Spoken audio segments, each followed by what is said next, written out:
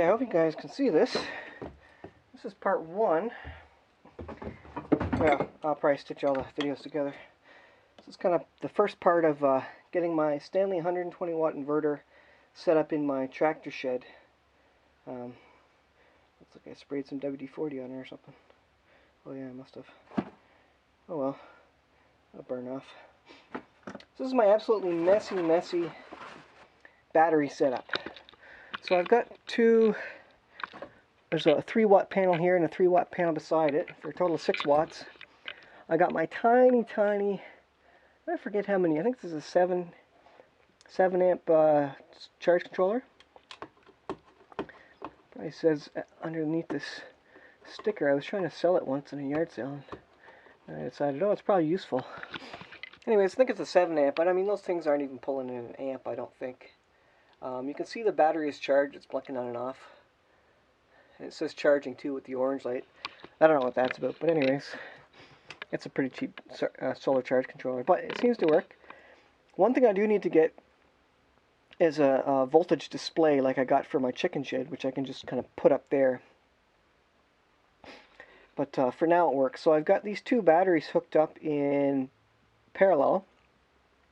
So I've got a 12 volt battery bank with a total of, I think there's about 10 amp hours in each of these or something like that. So maybe I got 20 amp hours of battery. They're old batteries. I wasn't using them for anything else. And I got them hooked up in parallel just with the jumper cables. It's absolutely messy, I know. I may, if I get some extra spending money, I may get some proper connectors and hook these up officially in a much nicer configuration and actually redo the wiring from the solar charge controller because I got this mess of cables coming from it. But whatever, it works.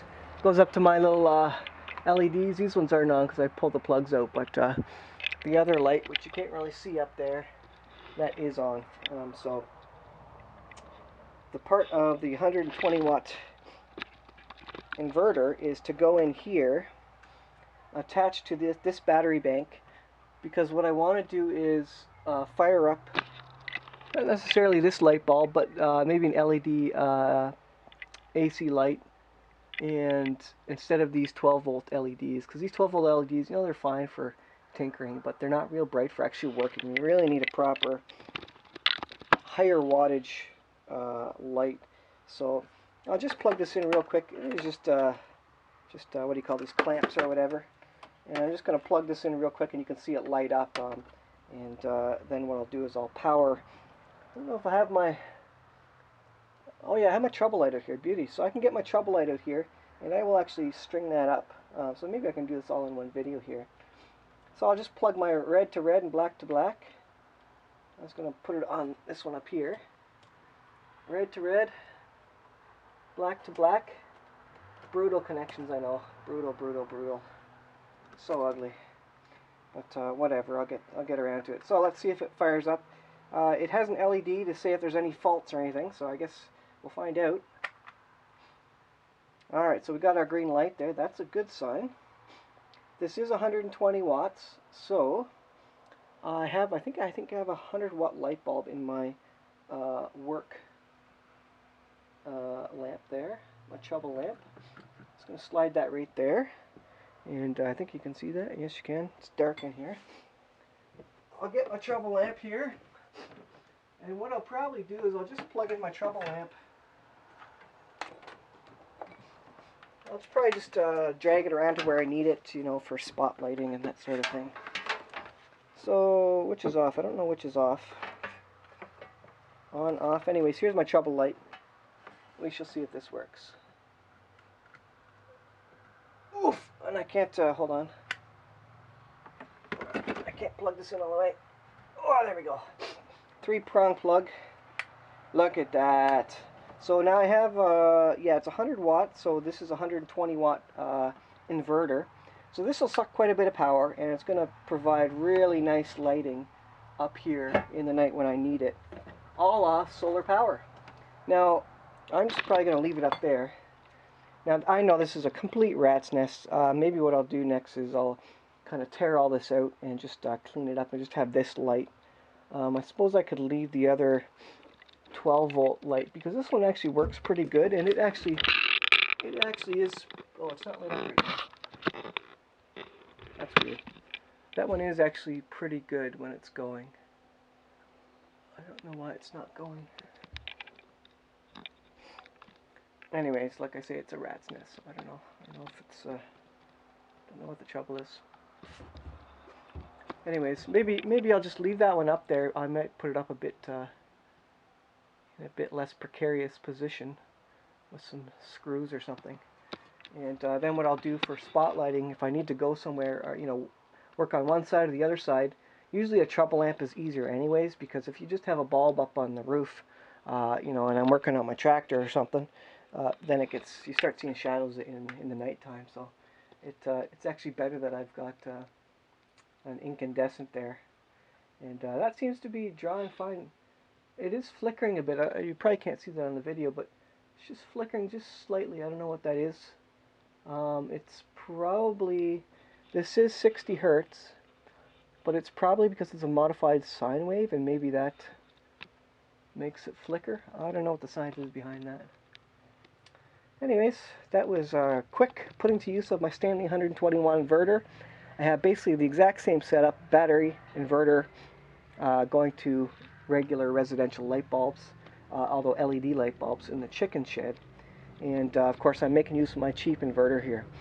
One of the things I like about this setup is for prepping, or for an emergency, I've got now 3 complete solar powered systems, complete and independent. If one gets wrecked, the chicken shed gets blown over in a hurricane or something, I've got 2 other solar power stations. This guy has a 1 amp USB on it, 120 watts. You can charge iPads, cell phones, whatever you need in an emergency. And so I've got 3 completely separate off-grid solar power setups. So like I say, if anything happens, I've got backups upon backups, which is really nice. I was really waiting for that 3rd inverter so that I could really make much more use of it in here, and maybe charge my power tools as well during the day when I'm using them in here. Instead of, because what I always used to do is run a power cord all the way to the house, and I don't want to. It's miserable to do that, and most of the time if I'm just running, well, I guess I'm running power tools if I need that, so I may be stuck there. Maybe I need my 1000 watt inverter. But anyways, for standard lighting needs, which is kind of the most common stuff that I need, this will work.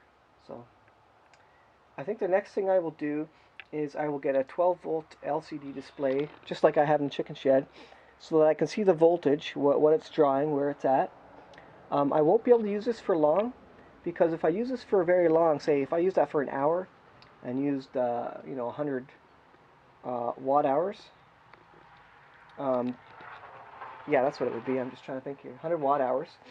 I've only got 6 watts of solar, which means it's going to take, well, 100 divided by 6 hours, whatever that is, 60?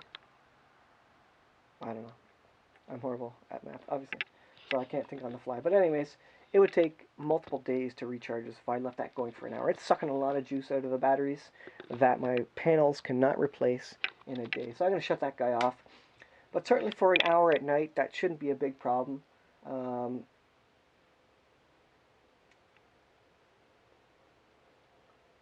Well, no, I take that back. That is a problem.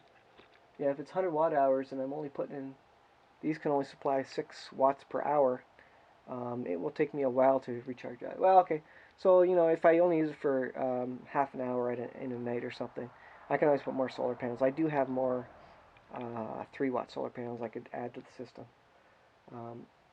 The other thing is that I don't use it every night, so when I do use it, maybe it's once a week on a Saturday or something that I'm using it.